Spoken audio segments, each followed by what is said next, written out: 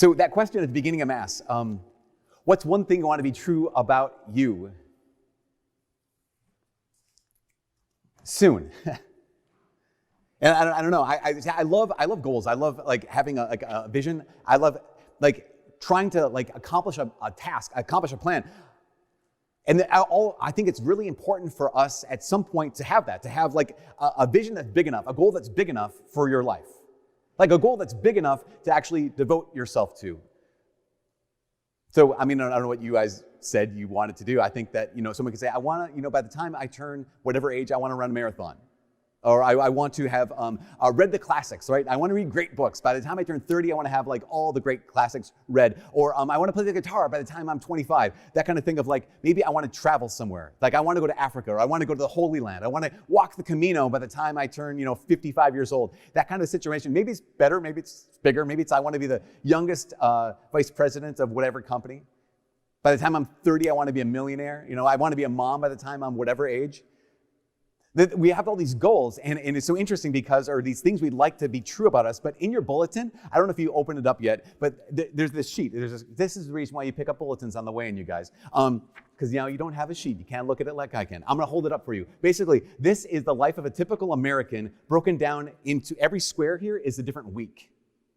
Different week in the life of an American. And so there's some moments like this section is the early years before school. This colored section this is the weeks you spent in elementary school. These are the weeks you spent in middle school. These weeks you spent in high school. This big section in the middle is your career. Basically, the average American, this is where they start their career right here and they end it right down here. And so what I like to do is I printed this out a couple of years ago, and just this week I wanted to find my square. Like, what's this week? So for me, this is my square this week. Like this is where I am right now in life. And it is past halfway. It's quite a bit past halfway, actually. And I realized, like, I invite you, if you didn't take a bulletin on the way in, take one on the way out. And sometime tonight, sometime this week, find your square, find your week. And it's one of those situations where I look at this and I'm convicted by this, because it's one thing to have a dream, it's one thing to have goals, like, at some point I want to do X, Y, or Z. But it's another thing to look back and say, oh my gosh, okay, I do not have unlimited time. Actually, next week is not even guaranteed. But to also be able to look back and look at all these weeks that I've been freely given. If this is where I'm right now, look at all these weeks I was freely given, and there's this convicting question that kind of rises up whenever I look at all these weeks I was freely given, and that convicting question is this: what have I done with what I've been given? Look at all of these weeks. I didn't do anything to deserve any of these weeks, and so I have this question: what have I done with what I've been given? And yes, we could jump into the thing of like, accomplishments, like what have I achieved, or what kind of degrees have I gotten, or what kind of awards have you gotten, what kind of accomplishments have you done? But there's deeper things. Like there's a man named David Brooks. He wrote this book called Road to Character. And at the beginning of his book, he talks about two different kinds of virtues. He talks about resume virtues and eulogy virtues. And he says that a lot of us, we spend our entire lives on resume virtues. Resume virtues they're exactly that. They're the virtues that we acquire to be able to pad a resume. The virtues that we say, I've done something meaningful, I've accomplished something significant. Those are the things we typically live for. But he says eulogy virtues are incredibly different. Eulogy virtues are the kinds of things people will talk about at your funeral. It'd be incredibly unlikely that someone at your funeral would say, yeah, and they were the youngest vice president in the history of this company. What a great human being. You'd want it to say, here's what David Brooks says. He says, these eulogy virtues are deeper. They're the virtues that get talked about at your funerals. They're the ones that exist at the core of your being. He says, they're the virtues of whether you're kind, the kind of person who's brave, if you're faithful, if you're honest, what kind of relationships you have. And here's one of the problems is, we spend our lives, again, living for resume virtues, but we're remembered for our eulogy virtues. I saw an example of this not too long ago. I was on the internet, surprise, and there's this photo this woman had taken of her husband. Her husband was lying on the bathroom floor, next to the toilet, next to their 13-year-old daughter. And he was in his pajamas, and he had mismatched socks on, and kind of out of shape. And kind of ragged, kind of haggard, and he did not pose for this photo for the gram, right? This was what was happening was it was the middle of the night and their 13-year-old daughter couldn't keep any food down. And so her dad just laid down on the bathroom floor with her just to be there next to her. And this mom, this wife, she wrote this. This is the caption. She said, "Young ladies," it's addressing the young ladies. "Young ladies, when the season of life comes and you're starting to pray for a spouse to spend your life with, pray for the kind of man who will lay next to your future 13-year-old on the bathroom floor, praying over her because she can't keep a drop of water down. Pray for a man that will carry her down the stairs to the car and spend all night in the hospital by your side. Pray for a spouse that will consistently put you and your children first, above himself, but not above the Lord." She said, "Pray for a spouse that will wake up at 6:30 a.m. on Sunday and gather his family around him and take them to the house of God. Because if he can wake up at 4:30 a.m. on a Saturday to hunt, then he can wake up at 6:30 a.m. on Sunday to lead his family to salvation." Like that's a eulogy virtue. That's the kind of person that you want to be. And this is the thing. Men, here's the thing. If that appeals to you, ladies, I know it appeals to you. But guys, if that appeals to you, the question we have to ask is, how can I live today so that when that day comes, that's the kind of dad you are? If that's the kind of eulogy virtue you want to have, that's the kind of person I want to be. Question, how can I live then today so that when that day comes, that's the kind of person you are? Because it's one thing to have a vision, right? One thing to have a goal for life. It's one thing to have a what, but we need to have a how.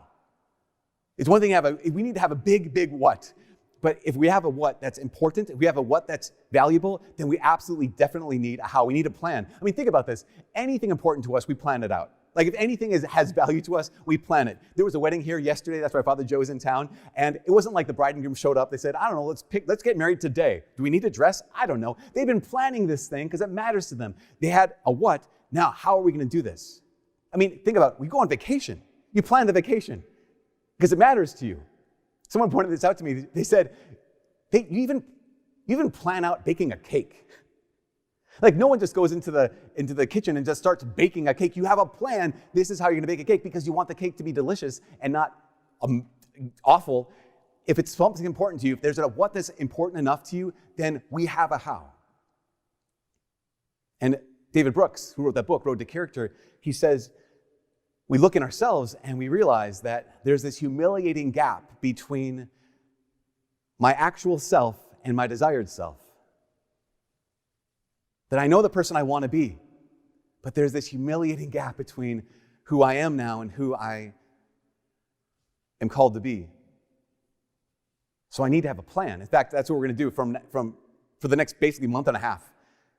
We're going to have a new series, and that series is not just the what. What's the vision that unites our lives? What's the vision that can drive our lives? But we're going to talk about what's the plan. What's the plan to live this life that is worthy of living? What's the plan that gets us from the person I am to the person I want to be? The series is called Roadmap because, gosh, if you want to get anywhere, what do we need? We need to have a plan. We need to have a roadmap because we know this truth, this hard truth.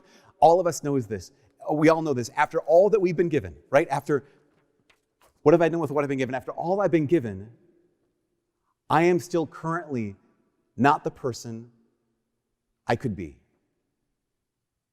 After all you've been given, you are not currently the person that you could be. And the heartbreaking reality is, I'm not even the person I want to be. And I think the reason is because I don't have a big enough vision. I don't have a big enough what, and I don't know how. I don't have a plan, and I need both of those things. I need a big enough what that can overcome all my interior, we'll say, differences, all my interior divisions. Because isn't our life kind of marked with division right now? I mean, I know personally I'm marked, relationships are marked by division. Our country, I don't know if you've noticed, is kind of marked by some division. And I think it's so interesting, it's fascinating. I know so many people who are no longer friends with their friends because they simply disagree with their friends. Since when did disagreement equal division? I was thinking about this for a long time because at the end of August, all my siblings were back together. And I will not name names, but I have a sibling who is, a couple siblings, I have like 4 or 5 medical people in my family, and then the rest of us schmucks are kind of just, we do what we can do. So one of these was a physician, and this physician was having a, we'll say, I wouldn't say fight, and I wouldn't say argument, because in my family we say discussion. They were having a discussion. The physician was having a discussion with another sibling who has spent the last 8 months of their career, not in medicine, but having to do contact tracing for COVID stuff. I'm sure you've heard of the coronavirus. Do I need to go over that? Okay, you got it. So the physician was all about like, listen, I'm done with masks. I'm over masks. Let's not do the mask thing. And the person who has to do the contact tracing was like, are you kidding me? You're wrong. And they were at each other's throats. No, they were having a discussion. It was lively. It was emotional. You would think like, wow, I think just put the knives away, all these kind of things. 20 minutes after they were done with the discussion, you would have never known that they disagreed so thoroughly with each other. Because for us, what do? I have a disagreement, now we're divided. And that division means we disintegrated. We just break down. We can no longer be friends. We can no longer talk. You don't want to wear a mask? You want to kill grandma? Like, you want to wear a mask? You want to be, a slave to the totalitarian government? Like, what is it that kept my siblings so they could have, not just siblingness, but friendship after this discussion is because of this important thing. They were united by something more important than what divided them. They were united by something vastly more important than their differences. And if we are united by something that's more important and bigger, the single unifying principle, we can disagree all we want and we're still not divided. And I think it's one of our problems right now as a country. Like when it comes to politics are important and whatnot, but just the reality, of course, is that we're meant to be, think about this, on the right side, left side, Democrat, Republican, doesn't matter. Because those are differences. Those don't need to lead to division. I'm not talking politics tonight, just like giving an example. Because there was a time when we were united by our belief in America. Because we know this, right? America is not an ethnicity. America is not a race. America is an idea. America is a creed. America is an experiment. And everyone coming to this country, we all believed in the same idea. We all believed in the same creed. We all believed in the idea of America. And that was the single unifying principle that you can think we should do this, and I can think we could do that. We can have differences. We can disagree, but we're still not divided because we have a single unifying principle that unites us. But something far more important than politics, far more important than our country, is you. You know this. You are more important than this country. Because countries end. You will not end. Every country that exists will at some moment cease to exist. Listen, you will never cease to exist. At some point in the future, the United States will no longer be a thing, but you will always be a thing for all eternity. You are more important than our country. You are more important than any country. Not only that, while politics are important, and yes, you want to make your vote and you want to let your voice be heard, all these kind of things, in our country, your vote is just one vote among many. My vote is just one vote among many. But in your life, your vote is the only one that actually matters. When it comes to how your life goes, your vote is the only one that actually matters. No one else decides, just you. And yet we find ourselves what? We find ourselves even inside of ourselves divided. Where I'm living for this, but I'm living for that. I'm going all these directions. What do I need? I need what relationships need. I need what countries need. I need a single unifying principle that actually can unite my life. Basically, what I say is like this. Something big enough. A vision of what? Big enough that's worthy of your life. A what that's big enough that's worthy of you spending your entire life in pursuit of this thing. What would that be? Like, what do you want to be? There's a man, his name is Thomas Merton. And Thomas Merton, he lived and died in the last century. At one point, he spent most of his young life as an atheist, as a committed atheist. And then he encountered Jesus and he had a conversion, became Catholic. And at one point, Thomas Merton was walking down the street with a friend of his who was also a Catholic. And his friend's name was Lax. And Lax said, Thomas, what do you want to be? Like, you have this whole life ahead of you. You've got all these weeks coming up, maybe, God willing. So at the end of this, when you ate their last square, what do you want to be? And Thomas C. said, I know I couldn't say I want to be Thomas Merton, the well-known writer of all those books, or I know I couldn't say I want to be Thomas Merton, the adjunct professor of literature at such and such a college. He said, I know I needed to give a more spiritual answer. This is my Catholic friend. I got to give a Catholic answer. So the best answer he came up with, he says, I don't know. I guess what I want to be is a good Catholic. He later on says, I know that was a lame answer, but the guy said, what do you mean a good Catholic? Thomas says, the explanation I gave was lame enough and expressed my confusion because it betrayed how little I had really thought about it at all. And my friend didn't accept it. And I think that's not worth accepting either. To be a good Catholic, is that something like, I want to be a good Catholic? That's something big enough to unite your whole life? That's a big enough what to give everything for? I don't think so. So his friend looked at him and said, no. You shouldn't say I want to be a good Catholic. What you should say instead what you should say is, I guess I want to be a saint. That's the thing that's big enough. That's that what that's big enough. That's the what that's worth spending everything you have and giving everything you are in pursuit of that what. Thomas was like, a saint? That strikes me as a little bit weird. I thought I'd just try to stay out of mortal sin and get to heaven. But his friend was like, that's not good enough. It's not big enough. I don't know if you guys hear that and you're intimidated because it's oh shoot, seriously? That seems impossible. That's what Thomas Merton said. That's why I want to turn to a saint. His name's St. Francis de Sales. St. Francis de Sales was known as, one of his nicknames was the Saint Maker because people spent time with him and they became saints. So if there's anyone who knows about becoming a saint, it would be St. Francis de Sales. St. Francis de Sales, he wasn't intimidated by this high call. He wasn't intimidated by this big what. In fact, he made it simple. He said, here's what you need to do to be a saint. It's very simple. Be who you are and be that well. That's it. To be a saint, just be who you are and be that well. So to move forward in this, I have to ask the question. Well, we have to ask the question, who are you? Who will you become? It's in the gospel today, the answer. We know the story. We just heard it 15 minutes ago. And here the Herodians and the Pharisees, they team up to go against Jesus. Is it lawful to pay the census tax to Caesar or not? And I love this moment. You might have missed it, but Jesus says, show me a coin. And what had to happen was one of the Pharisees had to have one of the coins in their pocket, which would have been busted.